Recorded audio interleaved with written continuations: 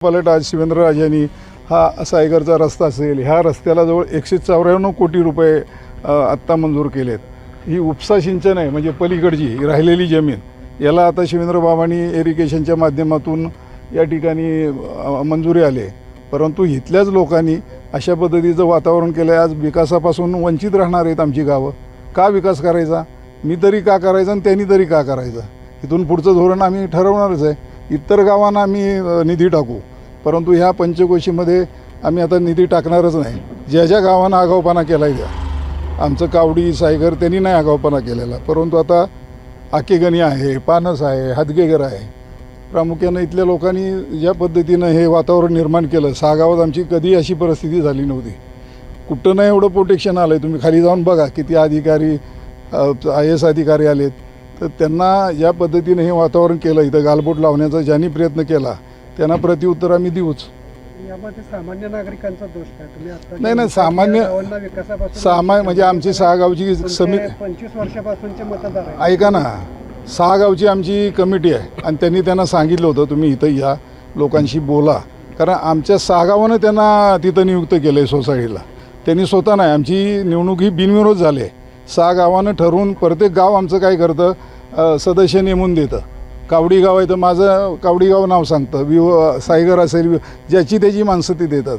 आणि मग अशा पद्धतीचं वातावरण काय? आणि आमच्या काय ह्याच 1-2 गावातनीच तुमचा श्रीहरी गोळे हा तर एकदम गद्दार आहे, काम भाजपचं करतो, पण त्यानं ह्यामध्ये सगळं प्लॅनिंग जे केलं, लोकांना फोडाफोडी घरी जाणं, हे त्यानं केलेलं आहे. आणि म्हणून तर आता बाबांना तर मी सांगितले पहिली हक्कलपेटी त्याची करा म्हणून.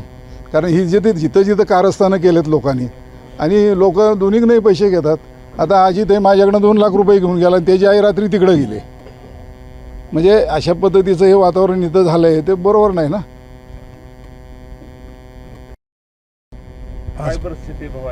आज 5 तारीख ही ठरावाची शेवटची तारीख होती. त्याप्रमाणे आज आमची मीटिंग आमच्या हातेगर गावामध्ये आम्ही सोसायटीची मीटिंग ठरावाच्या निमित्तानं आयोजित केलेली होती. परंतु या मीटिंगला फक्त मी आणि आमचे गावडे साहेब असे 2 डायरेक्टर हजर राहिलो होतो. बाकीचे डायरेक्टर इथं येऊ शकलेले नाहीत आणि त्यामुळं आजची मीटिंग ही पोस्टपोन झालेली आहे.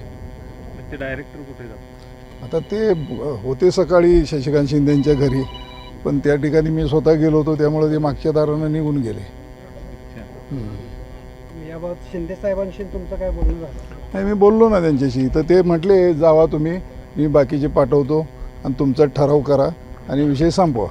परंतु नंतर ते ऋषिकांत शिंदे तिथे आले आणि त्यांना आडवाडाव केल्यामुळं ते इथं पोचू शकलेले नाहीत. ते जर इथं पोचले असते तर निश्चितपणानं ते माझ्याबरोबर असते. त्यामुळं त्यांना त्या ठिकाणी थांबवून घेण्यात आलं, त्यामुळे ते येऊ शकले नाही.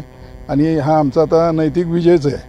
ते आले नाही आणि गेले नाही, आम्हाला काही प्रॉब्लेम नाही. आज तालुक्यातले जवळजवळ ठराव आमचे 90% शिवेंद्रराजांच्या विचाराचे झालेले आहे. त्यामुळं जिल्हा बँकेला आमचा हा निश्चितच विजय आहे. कदाचित ही निवडणूकसुद्धा बिनविरोध होईल. 90% ठराव आता झालेले होते. या एका गावासाठी इतकं जे राजकारण चालू झालंय ते नेमकं ते कशा? ही 6 गावं, ह्या गावात मी जन्माला आलो आहे, इथं वाढलो, मोठा झालो. जवळजवळ 4 टर्म मी आता ह्या पंचायत समिती 3 वेळा आणि पंचायत समितीला 1 वेळा, जिल्हा परिषदला मी 3 वेळा. आणि इथं माझा नैतिक अधिकार आहे. ह्या 6 गाव नव्हे तर या परिसराचा कायापालट करण्याचं काम. विरोध करायचा म्हणून शिंदे साहेबांनी ते 7 संचालक इथे पाठवले. तो असाच अर्थ निघतो ना त्याचा. आकाडच्या सोसायटीबाबत जे काय झालं त्याचं प्रत्युत्तर म्हणून जी परिस्थिती आजची झाली. आता ते तसं समजायला काय हरकत नाही. आकाडचा विषय, कारण तिथं मेजॉरिटी आमचीच होती, त्यामुळे त्यांना आकांडतांडव करण्याची काही गरज नव्हती. तिथं याची काही गरज नव्हती. ठराव झाला असता, शांततेनं ठराव होत होता आणि तो झाला. आमच्या इथं सुद्धा आम्ही शांततेनंच, म्हणून तर एवढ्या प्रशासनानं ताकद लावली होती की इथं वादविवाद होऊ नये. त्यांना भीती वाटत होती, तर त्यांनी प्रोटेक्शन घेऊन यायचं होतं.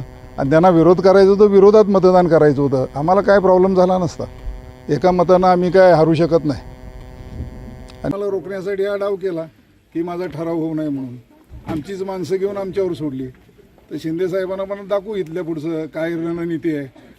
आत्ता मी शांत होतो, पण त्यांनाही कळेल वसंतराव मानकुमरे काय आहे ते.